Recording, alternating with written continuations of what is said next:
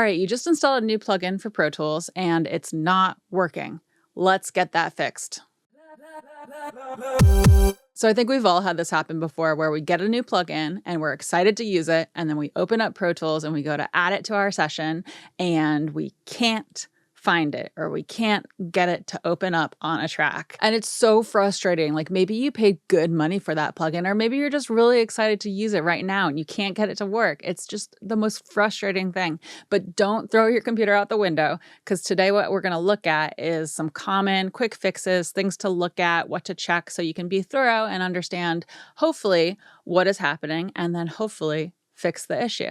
And stick around for the end of this video, because I'm also going to show you how to organize your plugins so this can be less likely to happen again. So the first thing that we want to check is that we have it installed and that it's in the folder properly. So the first thing to consider is, what version of the plugin did you install? So Pro Tools needs AAX plugins to work. So if you ran your plugin installer and you did not install the AAX version, then you're going to have trouble getting it to pop up in Pro Tools. Now, there are a few different types of plugin formats. AAX is the one that Pro Tools uses. There's also AU, VST, VST2 and 3. There's a few different types of plugin formats that are out there that are available on the market. And a lot of other DAWs, for example, the VST format is a super common format. And there are some plugins that only come in a VST format. Or to be more specific, and what's actually more common, is they just don't come in an AAX version. So what I recommend doing is, whenever you run an install of a plugin, I always just install all the different versions so that I can open the plugin up in another DAW easily. I can also open up in Pro Tools. I don't have to worry about it. So I will always just check off all the options that are available.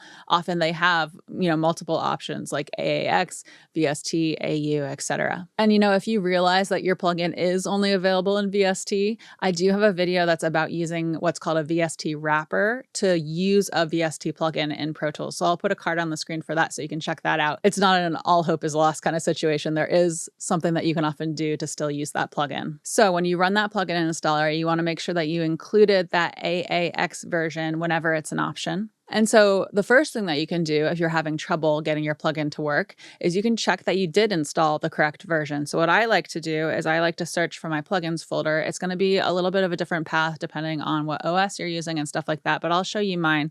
So what I often do is I'll do Command Spacebar to run a search on my computer.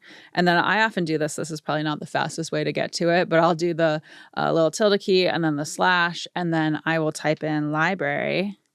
I could just go to the Cato Zane folder that popped up there a second ago, but that takes me to my library folder. And actually, this is why it's not the most efficient way to get to it, but this is honestly how I get to it, is there's a library folder and there's my user folder here. And then what I actually want to go to is this library folder for the whole computer. So from here, I'm going to go into application support. Then I'm going to go into Avid, and then I'm going to go into audio here, and then plugins. And so if you've ever had that pop up when you're opening up Pro Tools where it asks you if you want to move a plugin into your unused folder, that's what this unused folder is here. So you can see I have a plugin in here.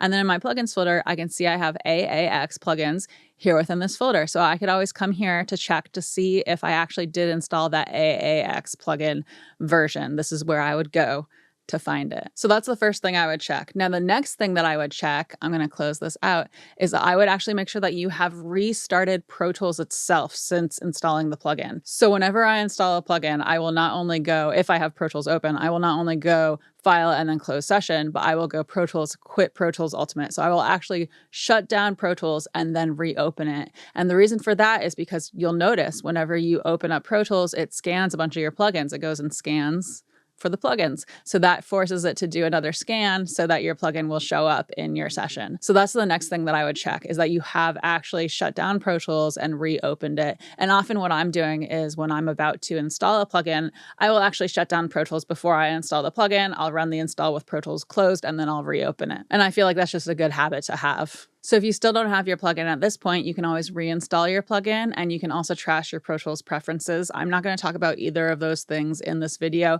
I think reinstalling is pretty self-explanatory. You just run the installer again. That's always something you can try. Usually it's not that though. Usually if you have run the installer and you have it there in your folder, then that's not going to be the issue. So that's why I'm not going to cover it a ton in this video. I just want to mention that it is an option. Sometimes Pro Tools preferences will also be an issue. So trashing the preferences will help you with something like that. So that's always something that's worth trying whenever you're troubleshooting stuff, is you can trash the preferences. But I think I might have a video on that. So I'll put a card on the screen for that if I have that, or I'll link to an article in the description. So now the next thing that I would check is what type of plugin you're trying to use and what type of track you're trying to put it on, right? So you'll notice here, I have stereo tracks here. So see how we have 2 meters here? We have a line down the middle of my meter. I actually have 2 meters because it's a stereo track. There's 2 waveforms here. There's this waveform and that waveform. So I have a left and a right channel. These are stereo tracks. If I then do Command-Shift-N to create a mono track, we can see that a mono in contrast has just the 1 meter here. And if we copy and paste, let me just kind of copy something down here, you'll notice it just copied the left channel here. So it just copied a mono signal. So I only have 1 waveform instead of the 2 here. So we have mono and stereo tracks. We also have different track types. Now, the thing to keep in mind here is that some plugins are made for certain types of tracks. So if you open up a mono or a stereo track and you're not seeing your plugin, you might want to try checking it out, see if it pops up in your menu here on your inserts panel in the other type of track. So I would check that, look at what type of track you have, what type you're currently trying, and try the other type, see if it works. The other thing to check is the actual type of the track, not just whether it's mono or stereo, but what actual type of track you have. So these are all audio tracks that I have here. This is an aux track. The way that you can check what type of track you have is if you do Command equals to switch to your mix window, you'll notice we have these icons here. So these tracks are all audio tracks because they have that waveform icon. This is an aux track because it has that little arrow icon. This is my master fader because it has the sum symbol. And that's a sign that the master fader is actually a different type of track than our aux tracks, for example, right? It does behave differently in some ways. So the other thing that we have is we have like instrument and MIDI tracks, for example. So I'm just doing Command and then doing the arrows here to toggle between my options. Often when we're using an instrument plugin, for example, you use an instrument track. So that has this icon here. And so if I'm looking for one of my instrument plugins, like let's say I want to use, what might I want to use? I want to use Serum, right? People love Serum. I love Serum. Serum's a lot of fun. So here's Serum. So it will open on my instrument track, but let's see, is it an option here on my audio track? I don't think it is. Let's see. Is this in alphabetical order? I think it is. So I don't see Serum here unless I'm blind. So this happens pretty frequently as people will try to put the wrong type of plugin, for example, an instrument plugin on an audio track instead of an instrument track. A lot of these instrument plugins, they need MIDI data as an input. So they can't work with audio data. So why would it even be an option in an audio track? That's kind of the logic there. So if you're having trouble finding your plugin in the menu here on your inserts panel to add to a track, what I would do is I would check what type of track it is and try a different type. And again, the most common thing that I see is instrument versus audio track, and people will try to put an instrument plugin on an audio track and they won't be able to find it. They'll have trouble opening it up. And actually, you can run a search here. So for example, I can actually search Serum and see no results found. It'll act like it doesn't exist on an audio track. So that's something to keep in mind. All right, so quick interruption. This video is sponsored by me. I don't have a sponsor for this video. It's just me. If you want to work together on your music, if you don't want to deal with all this nonsense, please feel free to reach out to me. I have my website. It's CatoNoise.com. And I have a Get Started button on my website. So you can click that button. It'll ask you a few questions about your music, and then it'll actually take you to a calendar where you can book a no obligation call with me in Zoom to talk about your music. So if you might want help with your music, whether that's in the form of recording, mixing, mastering, production help, I love building out songs with people, or lessons, right? If you just want to take lessons so you can improve your own craft, please feel free to reach out to me. Okay, back to the video. All right, so hopefully by now we've figured out what's going on with your plugin. So if you're still having trouble, it's still not working, please feel free to comment below. We can all try to help you out, or you can reach out to me. You can DM me on Instagram, for example, is a great place to message me. But let's talk about how you can keep your plugins organized. So if you go to Setup and then Preferences here at the bottom, and you'll see I'm on the Display tab, and you'll notice that we have Organize Plugin Menus By, and I have it on Category and Manufacturer. That's my favorite option here. Category and Manufacturer is basically a combo of category and manufacturer. And then we also have a flat list, which is an alphabetical order list of all your plugins. I think it's alphabetical order. So what category does is it places your plugins in categories. So things like dynamics, reverbs, EQs, delays, it'll have categories like that, right? The instruments menu that I looked at earlier, that was a category option. And then under manufacturer, it'll have your plugins listed under manufacturer name. So who made the plugin? So I'm going to leave it on category and manufacturer so we can kind of see what we have going on here. And I'm going to hit OK. And you'll notice if I go to add a plugin here on one of these tracks, I have this whole section here, which is the category section. And then I have this whole section here, which is the manufacturer section. And so I use both of these options pretty regularly. And then I also use the search option. So sometimes I remember the exact name of the plugin. I type it in here. I run a search.